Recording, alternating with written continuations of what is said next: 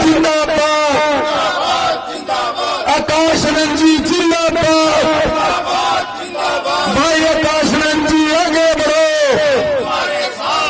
बहन कुमारी मायावती जिंदाबाद, बहन कुमारी मायावती जिंदाबाद, भाई आकाश आनंद जी जिंदाबाद, भाई आकाश आनंद जी जिंदाबाद, बाबा सावर काशी राम, बाबा सावर काशी राम।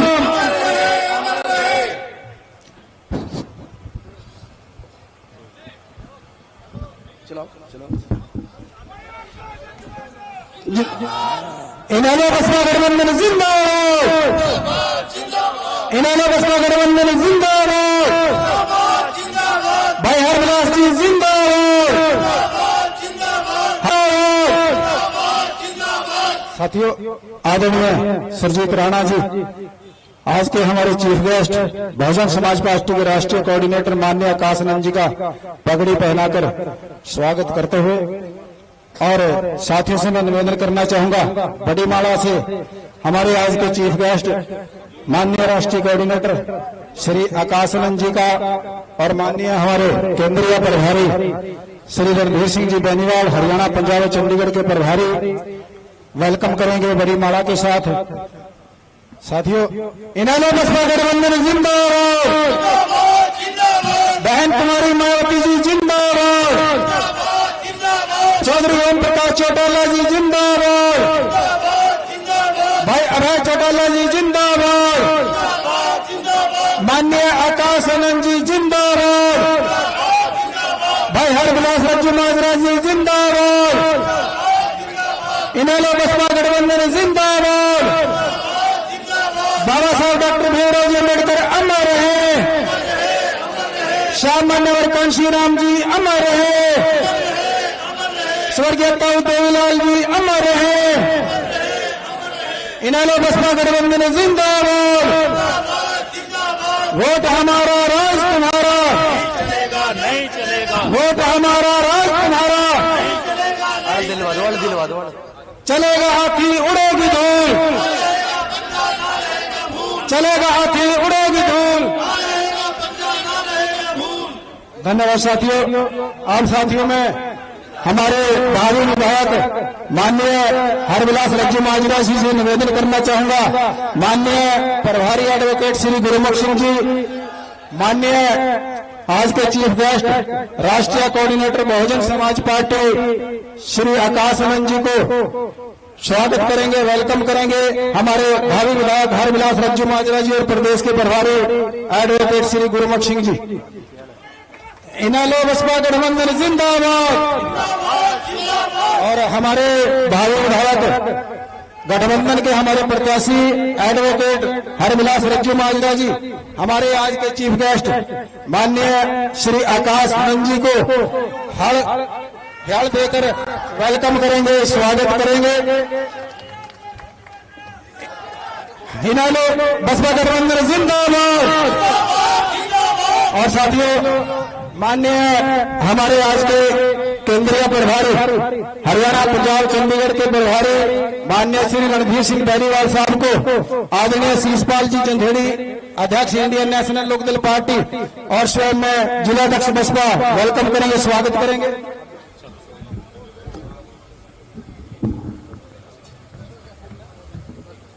चलो ठीक है, सम्मानित साथियों, सभी अपना स्थान ग्रहण करें। सम्मानित साथी, अभी आपके बीच में आपके महबूब नेता जो करोड़ों करोड़ों दिलों की युवाओं की धड़कन है और जो विदेश में पढ़कर लेकिन उन्होंने आदरणीय बहन जी का बहन कुमारी मायावती जी के कार्य को आगे बढ़ाने के लिए उन्होंने युवाओं को जोड़कर कहा कि मैं इस बहुजन मूवमेंट को आगे बढ़ाऊंगा। इस मौके पर मैं आप लोग सभी ताली बजाकर आज के मुख्य मेहमान का स्वागत करें। और आज बहुजन समाज पार्टी एवं इंडियन नेशनल लोकदल के जो साझे उम्मीदवार हैं चौधरी हरविलास जी रज्जू माजरा, वो आए और अपनी बात रखें। हरविलास रज्जू माजरा।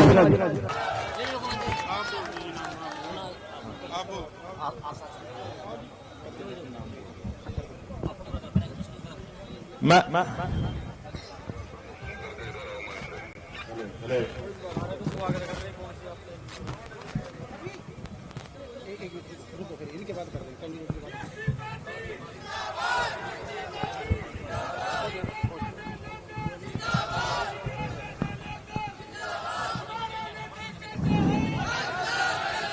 धन्यवाद साथियों।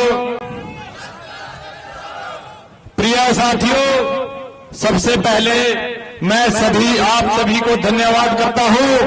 आपसे इस ऐतिहासिक जनसभा में अपनी उपस्थिति दर्ज कराई। हमारे साथ मौजूद है हमारे माननीय श्री आकाशनंद जी, राष्ट्रीय कोऑर्डिनेटर बहुजन समाज पार्टी, श्री रणधीर सिंह जी बेनीवाल जी, केंद्रीय प्रभारी हरियाणा पंजाब चंडीगढ़ प्रदेश अध्यक्ष श्री धर्मपाल तिगला जी, और जो इस सभा में हमारा मार्गदर्शन करेंगे। हालांकि आपके बीच में चौधरी अभय चौटाला जी ने भी आना था, वो किसी कारणवश नहीं पहुंच सके, मैं माफी चाहूंगा।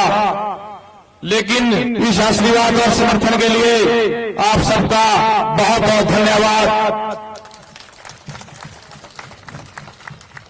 मैं तो आपसे गठबंधन के लिए, बहन मायावती जी के लिए और चौधरी ओम प्रकाश चौटाला जी के लिए, आपके अपने लिए, अपने बुजुर्गों के लिए, नौजवान साथियों के लिए, अपनी माताओं के लिए, अपने बच्चों के लिए वोट की अपील करता हूं। और आपसे ये भी कहना चाहता हूं, आपने दोनों सरकारों को मौका दिया। आपने पीछे पहले आपके हल्के को नजरअंदाज किया गया, अब ये बर्दाश्त से बाहर है। मैं कहना चाहूंगा, इन पार्टियों ने आपसे बहुत वादे किए, सत्ता में आए, इन्होंने आपके क्षेत्र के लिए कुछ नहीं किया। और मैं पहले आपसे किसानों की भी बात भी करना चाहूंगा, जिन्होंने किसानों को भी नजरअंदाज किया। किसानों के दिन इतने दिन ब दिन खराब हालात होते गए।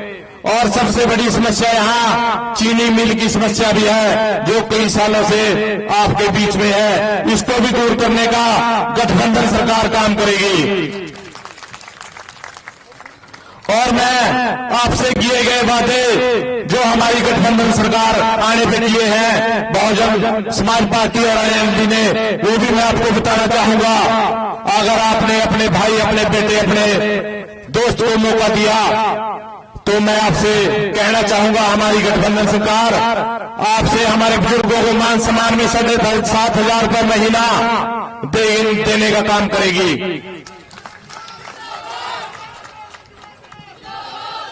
और अपनी माताओं बहनों को जो रसोई में दिन रात काम करती है, सुबह दोपहर शाम को, उनको भी मान सम्मान में 1100 रुपये रसोई का खर्च और एक सिलेंडर फ्री में दिया जाएगा महीने का। और जो ये पोर्टल नई स्कीम चलाई हुई है सरकार ने बेकार की, ये भी बंद करने का काम करेंगे। और मैं आपसे ये भी बताना चाहता हूं कि गठबंधन सरकार जो मेरे युवा बेरोजगार हैं, जिनके पास कोई रोजगार नहीं है, उनको 21,000 रुपये महीने का भी देने का काम करेंगे। आपने परिवारवाद की राजनीति भी यहां देखी है हल्के में, और बीजेपी सरकार को भी आपने देख लिया। आपने बीजेपी सरकार से तो आपके मुख्यमंत्री भी रहे हैं हल्के के, जो नंबर 1 आदमी होते हैं मुख्यमंत्री हरियाणा के, 1 नंबर की पावर होती है। मुख्यमंत्री तो एक दिन के लिए भी बहुत होता है। आपने तो उनको 4 महीने का मौका दिया और वो फिर भी आपके लिए कुछ नहीं कर सके। आज सड़कें, नशा कितना युवाओं में फैल चुका है, बेरोजगारी कितनी चरम सीमा पे है, हर वर्ग दुखी है। किसान, कमेरा, मजदूर, सरपंच, नंबरदार, कर्मचारी सब दुखी है। मैं आपसे एक ही अपील करना चाहूंगा, एक मौका आप गठबंधन को दें। आपसे और बात कहना चाहूंगा, मैं आप सब यहां पहुंचे, आप 4 घंटे से इंतजार कर रहे हो। मैं भाई साहब को अभी बता रहा था कि आपके इंतजार में भाई साहब जनता 4 घंटे से भी यहीं बैठी हुई है 10 बजे की। ये बहुत बड़ी बात है जी। भाई साहब कह रहे थे ये तो जनता का प्यार है गठबंधन के लिए, और अगर आपने गठबंधन को सरकार को मौका दिया तो हम जिला बनाने का भी काम करेंगे। साथियों, बुजुर्गों, मेरी माताओं बहनों, अगर आपने मौका दिया। और मैं आपसे एक बेनती और करना चाहूंगा, मेरे पास सबके नाम नहीं लिए गए, माफी चाहूंगा, सबका धन्यवाद नहीं किया गया। सबके पास मैं कॉल नहीं कर सकता, सबके साथ फोन नहीं कर सकता, क्योंकि चुनाव का समय है। साथियों, मेरा बेटा जो बोर्डिंग स्कूल में भी पढ़ता है, मेरे पास उसका फोन भी नहीं उठाया जाता। उसका टाइम है 10 बजे से लेकर 4 बजे तक का। 6 क्लास में पढ़ता है मेरा बेटा। साथियों, मैं आपको बताना चाहता हूँ, बुजुर्गों, नौजवान, मेरे पास उसका फोन उठाने के लिए भी समय नहीं मिलता। मैं चाहता हूं एक बार मुझे आपके प्यार का और आशीर्वाद का कर्ज चुकाने का मौका मिले।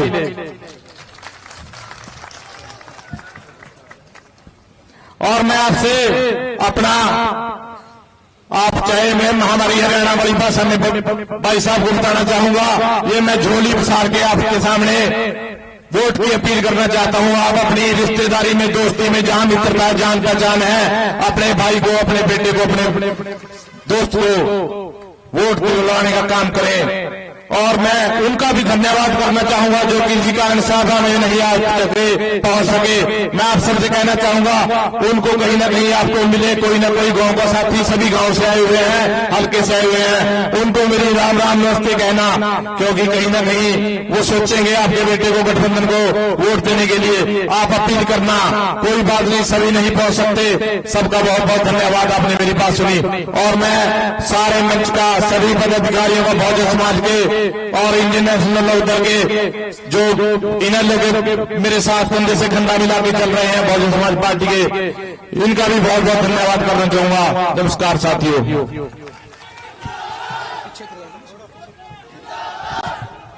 धन्यवाद साथियों। अब मैं गुजारिश करूंगा, जिसके इंतजार में आप लोग 4 घंटों से बैठे हैं, लेकिन मैं उस शख्सियत के बारे में कहना चाहूंगा जो आपको आज संबोधन करने के लिए आए हैं। वो दिन रात चलकर, गांव गांव जाकर, मोहल्ले मोहल्ले जाकर बहुजन मूवमेंट में जान फूंकने के लिए दिन रात चल रहे हैं। माननीय आकाश आनंद जी, नेशनल कोऑर्डिनेटर, जो युवा दिनों की, करोड़ों दिनों की धड़कन है, और आदरणीय बहन कुमारी मायावती जी के उत्तराधिकारी हैं। मैं चाहूंगा कि वो आए और आप लोगों को दिशा निर्देश करें। बहुजन समाज पार्टी, बहुजन समाज पार्टी, भाई आकाश आनंद जी जिंदाबाद, भाई आकाश आनंद जी जिंदाबाद, बहन कुमारी मायावती जिंदाबाद, भाई आकाश आनंद जी आगे बढ़ो, भाई आकाश आनंद जी आगे बढ़ो, बसपा वालों की बंधन जिंदाबाद, भाई अविनाश जी जिंदाबाद। धन्यवाद। जय भीम। साथियों, पहले तो मैं आप सबसे क्षमा मांगूंगा कि आप लोग मेरी वजह से 4 घंटे तक इंतजार करते रहे।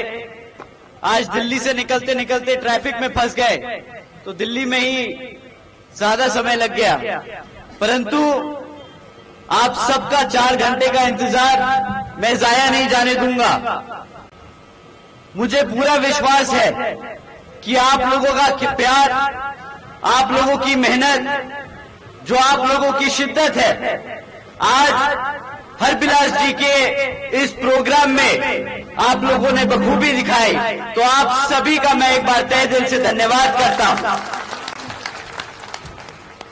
हमारी यहाँ इतनी बड़ी संख्या में मौजूद माताएं, बहनें, बड़े बुजुर्ग, हमारे युवा साथी जो अपने दिन में से इतना कीमती समय निकालकर हम सबको सुनने आए, आप सभी का तहे दिल से धन्यवाद।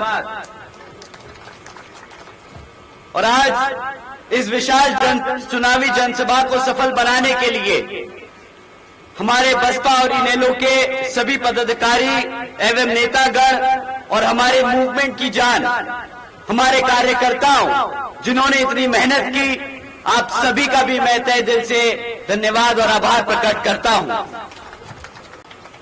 साथियों, आप लोगों के बीच में चुनावी मुद्दे रखने से पहले मैं अपने सभी संतों, गुरुओं, महापुरुषों को, जिसमें खासकर महात्मा ज्योतिबा फूले, छत्रपति शाहू जी महाराज, नारायण गुरु, पेरियार रामास्वामी जी, बाबा साहब डॉक्टर भीमराव अंबेडकर जी एवं मान्यवर साहब श्री काशीराम जी को नमन करता हूं।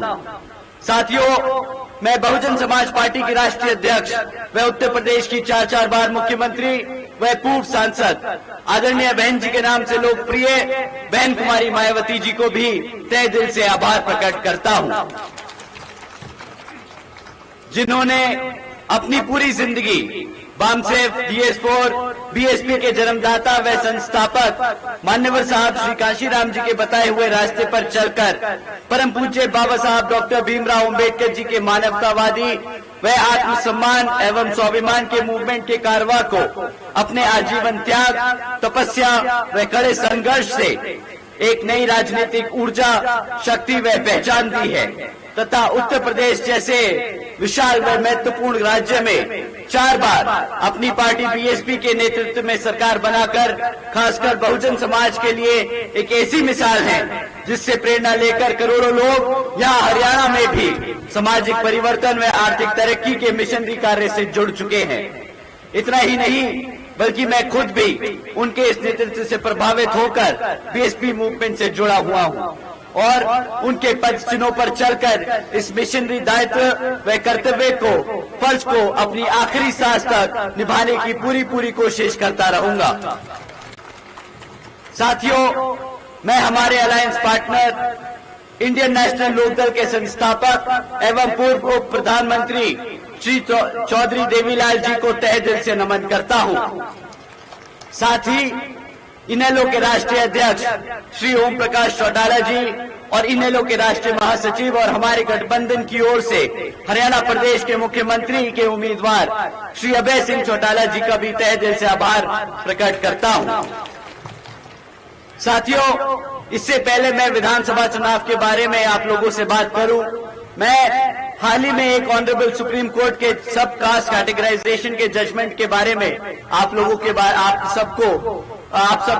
सबसे बात करना चाहूंगा, जिसके संबंध में आदरणीय बहन कुमारी मायावती जी ने भी प्रेस कॉन्फ्रेंस कर हम सबको इसके बारे में आगाह किया है। और आप लोग सब जानते ही हैं कि कुछ दिनों पहले इसको लेकर हम सब ने भारत बंद भी किया था। साथियों, इस जजमेंट के तहत अब राज्य सरकारें SC ST के अंतर्गत अपने राज्य में अपने राजनीतिक लाभ के लिए अपनी मर्जी से किसी भी SC ST जाति को आरक्षण का लाभ दे सकती है और अपनी ही मर्जी से वो लाभ छीन भी सकती है, ये कहकर कि ये जाति के लोग पैसे से संपन्न हैं तो इनको आरक्षण की जरूरत नहीं। आप सभी जानते हैं आरक्षण की मूल भावना प्रतिनिधित्व की है, समाज को आगे बढ़ाने की है, लेकिन इसको बार बार गरीबी हटाओ योजना बनाने की कोशिश की जाती है। साथियों, भाजपा और कांग्रेस ने सोची समझी ये साजिश के तहत चलकर ये जजमेंट पास कराया है। देश से आरक्षण खत्म करने के लिए ये उनका पहला कदम है। साथियों, आदरणीय बहन जी ने इस फैसले पर सवाल उठाया है और पूछा है कि जिन्हें आरक्षण का लाभ मिला है क्या उनकी सामाजिक स्थिति इतनी बेहतर हो गई है, क्या उनके साथ भेदभाव खत्म हो गया है। साथियों, ये बहुत जरूरी सवाल है। ये सवाल आरक्षण से रिलेटेड है। ये समझना होगा कि आरक्षण का मतलब क्या है। ये लोग चाहते हैं कि इससे हम आरक्षण को पैसे से जोड़ दें। कोई अगर पैसे से संपन्न है तो क्या उसके साथ भेदभाव खत्म हो जाता है? आदरणीय बहन जी का सवाल है। साथियों, एससी समाज को बांटने की शुरुआत की गई है। एससी समाज की आजादी छीनने की शुरुआत की गई है। ये संविधान से छेड़खानी की शुरुआत है। संविधान बचाने के नाम पर भाजपा और कांग्रेस मिलकर संविधान को बदलने का काम कर रहे हैं। आदरणीय बहन जी ने कहा है कि अगर यह भाजपा की एनडीए और कांग्रेस की इंडिया अलायंस वाली पार्टियां, जिसमें सपा आम आदमी पार्टी जैसी पार्टियां शामिल हैं, ये सब सच में हमारे एससी एसटी समाज के आरक्षण के हितैषी हैं, तो ये सब मिलकर पार्लियामेंट के जरिए रिजर्वेशन एक्ट को संविधान की 9वीं सूची में डालकर इसको हमेशा हमेशा के लिए सुरक्षित कर दे। साथियों, यही नहीं बल्कि अब तो आदरणीय बहन जी और बसपा की यही मांग है कि जुडिशरी में भी रिजर्वेशन लागू होना चाहिए, ताकि भविष्य में इस तरह के जजमेंट हमारे रिजर्वेशन के जो खिलाफ आए वो भी आगे से कभी पास ना हो पाए। साथियों, कांग्रेस पार्टी की ओर से इस पे उनके राष्ट्रीय अध्यक्ष श्री खड़गे जी ने प्रेस कॉन्फ्रेंस कर कहा है कि आरक्षण तो पंडित नेहरू और गांधी जी की देन है। पहली बात, राहुल गांधी जी कहां थे? वोट मांगने के लिए वो आप सबके बीच में संविधान की किताब दिखाकर आपका वोट मांगते रहे, कहे कि हम संविधान बचाने के लिए आए हैं, आप हमें वोट दें। परंतु जब ये जजमेंट पास हुआ तो उनके मुंह पे चुप्पी साधी हुई थी। वो आप लोगों के सामने, आप लोगों के बीच में नहीं आए। उन्होंने अपना स्टैंड आज तक क्लियर नहीं किया, परंतु वो चुपके से विदेश जाकर एक प्राइवेट कॉन्फ्रेंस में बोलते हैं कि भाई जब हमारा अच्छा समय आएगा तो हम संविधान से आरक्षण खत्म कर देंगे। अब साथियों, इनका सच आप लोगों के सामने है। ये लोग जो आपको किताब दिखाकर संविधान की आरक्षण बचाने की बात करते थे, आज वो आपके सामने खुद बोलते हैं कि अगर उनको मौका मिला तो सबसे पहले वो आपका आरक्षण खत्म करने का काम करेंगे। साथियों, बताइए, क्या ऐसी कांग्रेस को आप यहां आने देंगे? साथियों, दूसरी बात, कांग्रेस के राष्ट्रीय अध्यक्ष खुद एससी समाज से आते हैं और वो अगर बाबा साहब के संघर्षों को नजरअंदाज कर एससी समाज को गुमराह करने का काम करते हैं, बांटने का काम करते हैं, तो साथियों, मान्यवर साहब श्री काशीराम जी ने ऐसे समाज के नेताओं को एक नाम दिया था। आप लोग वो नाम जानते हैं? क्या आप जानते हैं वो नाम? चमचा। ऐसे नेता जो अपने समाज से आते हैं और हमारे समाज को गुमराह करते हैं, बाबा साहब के मेहनत को नजरअंदाज करते हैं, मान्यवर साहब ने ऐसे नेताओं को चमचा का नाम दिया था। आज कांग्रेस पार्टी और भाजपा में ऐसे चमचे भरे पड़े हैं। तीसरी बात, पंडित नेहरू और गांधी जी, आरक्षण तो दूर की बात है, वो दलित इतने विरोधी थे कि संविधान कमेटी में जब सदस्य चुन के जा रहे थे तो बाबा साहब को लोकसभा में, संसद में भेजने के लिए यहाँ जिस कॉन्स्टिट्यूएंसी ने बाबा साहब को पार्लियामेंट में भेजा था, पंडित नेहरू जी और गांधी जी ने वो कॉन्स्टिट्यूएंसी उठाकर पाकिस्तान में डाल दी थी। तो साथियों, जो बताइए, जो लोग बाबा साहब को ना बर्दाश्त कर सके, आपको लगता है कि उनके वंशज आपके आरक्षण, उनके संविधान को बर्दाश्त कर पाएंगे? तो साथियों, ये हम सबको मालूम है और आज मैं आप लोगों को इस मंच के माध्यम से बता देना चाहता हूं कि राहुल गांधी जी, हुड्डा जी और कांग्रेस बाबा साहब विरोधी थे, बाबा साहब विरोधी हैं और बाबा साहब विरोधी रहेंगे।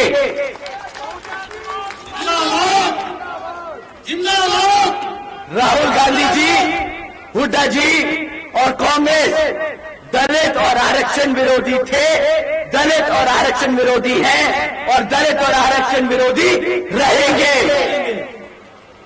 मैं राहुल गांधी जी को भी बोल देना चाहता हूं कि आपके जैसे नेता जो हमारा आरक्षण खत्म करना चाहते हैं, आप सब अपने कान खोल के सुन लीजिए। संविधान हमारी पहचान है और आरक्षण हमारी ये आजादी आप लोगों को छीनने नहीं देंगे, छीनने नहीं देंगे। जिंदाबाद जिंदाबाद जिंदाबाद। और साथियों, इनसे हमारे दलित नेता इतने विरोधी हैं, ये कांग्रेस और भाजपा दलित नेता इतने विरोधी हैं। आप लोग सब आदरणीय शैलजा जी का नाम तो जानते होंगे, हमारे हरियाणा की दलित नेता हैं। आप सब ने सुना है दलित शैलजा जी का नाम। साथियों, आदरणीय शैलजा जी के लिए हुड्डा के समर्थकों ने कितना बुरा भरा बोला, वो भी आप सब ने सुना पिछले दिनों। एक बड़ी नेता है वो, एक बड़ी दलित नेता है वो। शैलजा जी का हम पूरा आदर सम्मान करते हैं और इस मंच के माध्यम से हम पूरे हरियाणा को बता देना चाहते हैं कि आप एक दलित होकर अपना पूरा जीवन कांग्रेस को समर्पित कर सकते हैं, पर तब भी ये कांग्रेस आपको वो सम्मान नहीं दे सकती जो आपकी अपनी पार्टी बीएसपी और इनेलो दे सकती है। साथियों, अब मैं आपका रुख यहाँ विधानसभा चुनाव के बारे में लेकर आना चाहूंगा। साथियों, यहाँ पर पिछले 10 सालों में हरियाणा में भाजपा की सरकार चल रही है और अब वो चुनावी दौर है तो आप लोगों के बीच में घूम घूम कर आप लोगों का वोट मांगने का काम करेगी। परंतु मैं आप लोगों से दरखास्त करूंगा कि जब भाजपा के लोग आपके बीच में आए तो आप उनसे 3 मुद्दों पे सवाल करें। आप अपने बच्चों की शिक्षा पे सवाल करें कि उन्होंने शिक्षा के क्षेत्र में आपके बच्चों के लिए क्या किया। आप उनसे सवाल करें रोजगार के मुद्दों पर कि पिछले 10 सालों में उन्होंने हमारे बच्चों के लिए रोजगार के कितने अवसर पैदा करे। और तीसरा, यहाँ पर हमारी माताओं के लिए कि आपको अपना घर चलाने के लिए कितना महंगा पड़ रहा है, तो महंगाई पे सवाल करें। साथियों, अगर हम पूछे शिक्षा के मामले में तो मैं आपको 3-4 टिप्पणियां छोड़ के जा रहा हूँ। 10 सालों में यहाँ भाजपा ने पिछले 10 सालों में यहाँ भाजपा ने 5,000 से प्राइमरी स्कूल 5,000 से ज्यादा प्राइमरी स्कूल बंद करने का काम किया है। एक तरफ यहाँ पर हमारे बच्चों की पढ़ने की संख्या बढ़ती जा रही है और दूसरी तरफ ये भाजपा वाले लोग हमारे बच्चों के स्कूल बंद करते आ रहे हैं। साथियों, दूसरी तरफ यहाँ पर 2,200 से ज्यादा सीनियर सेकेंडरी स्कूल है जिनमें आधों से ज्यादा स्कूलों में पढ़ाने के लिए शिक्षक नहीं है। तीसरी, 2017 से हमारे SC, ST, OBC समाज के छात्रों की स्कॉलरशिप का पैसा तक नहीं रिलीज किया गया। साथियों, जब आपके बच्चों के स्कूल बंद कर दिए जाएंगे और जब आपके बच्चों के बचे हुए स्कूलों में पढ़ाने के लिए शिक्षक नहीं होंगे, हमारे बच्चों की स्कॉलरशिप का पैसा रोक दिया जाएगा, तो बताइए क्या ये हमारे बच्चों की शिक्षा के लिए, हमारे बच्चों की शिक्षा के साथ खिलवाड़ है कि नहीं? आप ही बताइए, क्या हमारे बच्चों को गुलाम बनाने की तैयारी की जा रही है कि नहीं? साथियों, भाजपा के शासनकाल में शिक्षा के अगर हम मुद्दे पे बात करें तो इन्होंने सिर्फ एक ही चीज में तरक्की करी है, वो है पेपर लीक की खबरें। आप सब सुनते हैं, आप सब सुनते हैं कि साथियों, आज की डेट में कोई भी ऐसा सरकारी डिपार्टमेंट नहीं बचा जिसके यहाँ पर पेपर ना लीक हुए हो भर्तियों के। इसी कारण यहाँ पर हमारे लोगों को रोजगार नहीं मिल पा रहा। हमारे बच्चे मेहनत करते हैं, पढ़ लिख कर पेपर देते हैं कि इस उम्मीद से कि रोजगार मिल जाएगा, परंतु जब वो पेपर लीक हो जाता है तो इनको बहाना मिल जाता है वो नौकरियां रद्द करने का। मैं आपको दूसरे मुद्दे पे लाता हूँ इसी बात से। हमारे यहाँ पे हरियाणा में इन्होंने बच्चों के लिए रोजगार के लिए क्या किया है पिछले 10 सालों में? कुछ नहीं किया। आपकी बात रही पूरे हरियाणा में आज 40% युवा बेरोजगार घूम रहा है, 40% युवा बेरोजगार घूम रहा है साथियों। और इतना ही नहीं, यहाँ भाजपा ने तो ये काम किया ही किया। इनके पास आप जानते हैं कितने सरकारी पद खाली पड़े हैं। पिछले 10 साल से यहाँ पर 2 लाख से ज्यादा सरकारी पद खाली पड़े। अगर ये चाहे तो हमारे युवाओं को चुटकी बजाकर वो सारे सरकारी पद भरकर हमारे बच्चों को रोजगार दे सकते हैं, परंतु ये आपके बच्चों को रोजगार नहीं देंगे। ये आपके बच्चों को रोजगार नहीं देंगे साथियों।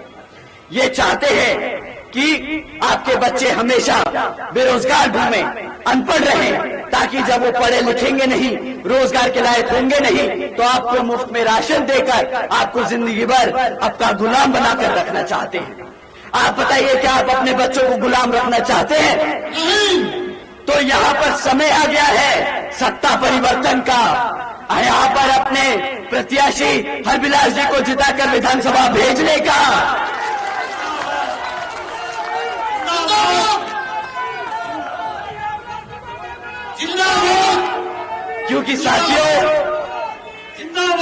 क्योंकि साथियों मैं जानता हूं यहाँ हरबिलास जी ने हमें बताया था कि भैया अगर यहाँ की जनता हमें विधानसभा भेजने का काम करेगी तो सबसे पहले यहाँ पर जो सरकार ने कौशल विकास निगम जैसी योजनाएं चला रखी है जिसके तहत वो हमारी पक्की नौकरी को कच्चा कर रहे हैं, सबसे पहले हम ये खत्म करेंगे और हमारे युवाओं को पक्का रोजगार देने का काम करेंगे। साथियों, एक तरफ ये भाजपा की सरकार है जो हमारे बच्चों को अनपढ़ और गुलाम बनाने की कोशिश करती है, और दूसरी तरफ हमारे आदरणीय बहन जी की सरकार जिसके तहत आदरणीय बहन जी ने अपने शासनकाल में 7 लाख से ज्यादा बच्चों को मुफ्त में 12वीं तक की शिक्षा प्राप्त कराने के लिए 600 करोड़ से ज्यादा की धनराशि खर्च करने का काम किया था। उसी तरह यहाँ पर हरियाणा में भी इनेलो बसपा की सरकार अपने बच्चों के लिए बेइंतहा पैसा खर्चेगी, अपने बच्चों को पढ़ा लिखाने के लिए, अपने पैरों पर खड़ा करने के लिए। साथियों, इतना ही नहीं बल्कि जिस तरह आदरणीय बहन जी ने अपने राज्य में यूपी में अपने शासनकाल में 90,000 से ज्यादा शिक्षकों को रोजगार दिया था, 1 लाख से ज्यादा अधिक सफाई कर्मचारियों को रोजगार दिया था, 2 लाख से अधिक जवानों को पुलिस फोर्स में भर्ती किया था और 30 लाख से अधिक अपर कास्ट के विभिन्न समाज के साथियों को सरकारी विभिन्न नौकरी देने का काम किया था। उसी तरह यहाँ हरियाणा में भी इनेलो बसपा की सरकार आपको करोड़ों की संख्या में रोजगार देने का काम करेगी। इतना ही नहीं साथियों, बल्कि आदरणीय बहन जी के शासनकाल के दौरान बसपा की सरकार ने कृषि एवं संबंधित कार्यों में मिनिमम वेजेस को 55 रुपए से बढ़ाकर 100 रुपए प्रतिदिन करने का काम किया था। यहाँ पे भी आपके जो कृषि बेसिक जो मिनिमम वेजेस है, डेली मिनिमम वेजेस है, उसको भी हम आते ही डबल करने का काम करेंगे। साथियों,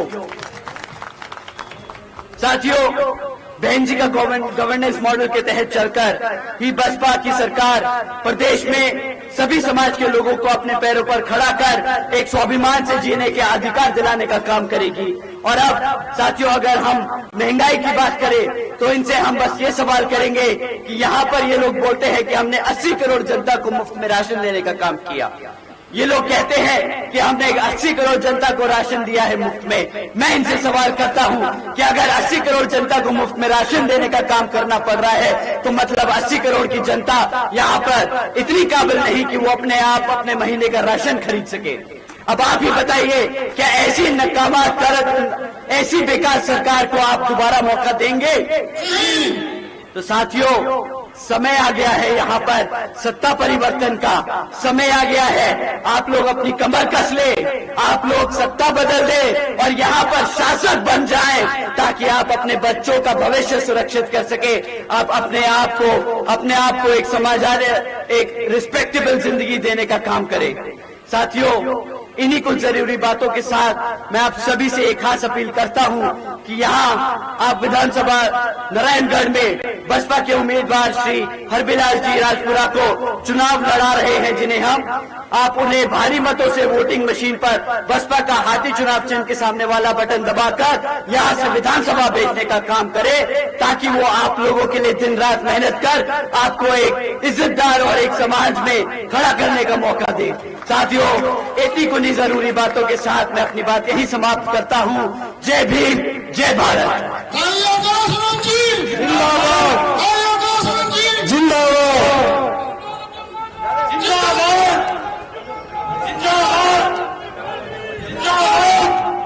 इनाला बसपा गठबंधन जिंदाबाद, माननीय कासनम जी जिंदाबाद,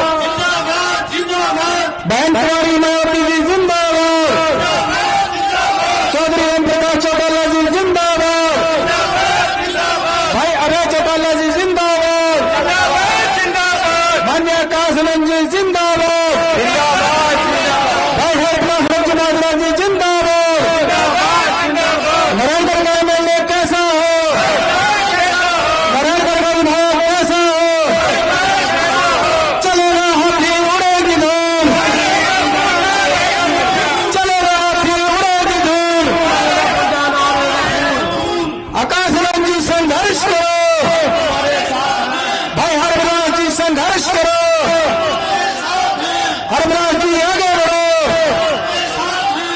नारायणगढ़ का एमएलए कैसा हो, नारायणगढ़ का विधायक कैसा हो, माननीय कासनन जी जिंदाबाद, बहन कुमारी मायावती जी जिंदाबाद, बाबा साहब डॉक्टर भीमराव अम्बेडकर अमर रहे, साहब मान्यवर कांशीराम जी अमर रहे, स्वर्गीय कांवड़ लाल जी अमर रहे, माननीय